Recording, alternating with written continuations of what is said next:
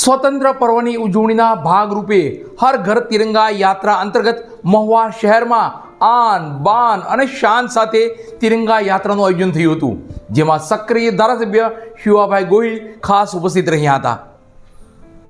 સ્વતંત્ર પર્વની ઉજવણીના ભાગરૂપે હર ઘર તિરંગા યાત્રા અંતર્ગત મહુવા શહેરમાં તિરંગા યાત્રાનું આયોજન કરવામાં આવ્યું હતું. આ તિરંગા યાત્રામાં ખાસ સક્રિય ધારાસભ્ય શિવાભાઈ ગોહિલ ઉપસ્થિત રહ્યા હતા. આજ તારીખ 14 ઓગસ્ટ 2024ના દિવસે એટલે કે સ્વતંત્ર પર્વના પૂર્વ દિવસે તિરંગા યાત્રાનું આયોજન કરવામાં આવ્યું હતું. આ તિરંગા યાત્રા મહુવા શહેરના રાજમાર્ગો પર નીકળી હતી, જે મહુવા નગરપાલિકા ખાતેથી શરૂ થઈ ગાંધીબાગ રોડ, ગાંધીબાગ ચોક, કુબેરબાગ, મેઘદૂત સિનેમા, નાગરિક બેંક થઈ મહુવાની નગરપાલિકા ખાતે વિરામ પામી હતી. આ તિરંગા યાત્રામાં સક્રિય ધારાસભ્ય શિવાભાઈ ગોહિલ, મહુવા નગરપાલિકાના પ્રમુખ ચાંદનીબેન મહેતા, નાગરિક બેંકના બિપિનભાઈ સંઘવી, તો ભારતીય જનતા પાર્ટીના ચૂંટાયેલા તમામ હોદ્દેદારો, ભારતીય જનતા પાર્ટીના શહેર અને ગ્રામ્ય વિસ્તારના મોટી સંખ્યામાં કાર્યકરો જોડાયા હતા. તો વિવિધ શાળાના વિદ્યાર્થીગણ, શિક્ષકગણ પણ જોડાયા હતા.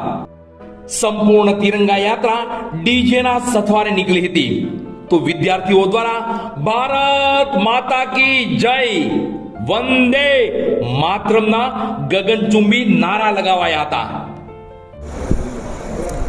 સ્વતંત્ર ભારત દેશના ગૌરવ સમાન તિરંગા યાત્રા આઝાદી મેળવવામાં જે કોઈ ભારત દેશના સપૂતોએ પોતાના પ્રાણ આપ્યા, ગોળીઓ ખાધી કે કાળાવાસ ભોગવ્યો, એમનું અમારો તિરંગામાં પ્રતીક છે અમારું શૌર્ય.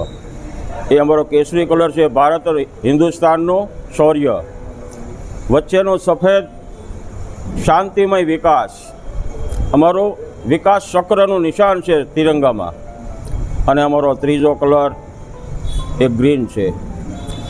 આખી દુનિયાની શાંતિ, મા ધરતીની હરિયાળી અને શાંતિમય વાતાવરણ એ અમારી ભૂમિ માટેનો, ભારત દેશ માટેનો તિરંગાનો ત્રિવિધ સંદેશ આખી દુનિયામાં આજે અમારે 76મી આઝાદીની પૂર્વ સંધ્યાએ સમગ્ર મહુવાના જનતાએ ખૂબ જ સહકારથી, ઉત્સાહથી અમારા તિરંગાનું માન સન્માન જાળવ્યું એ બદલ સૌનો આભાર.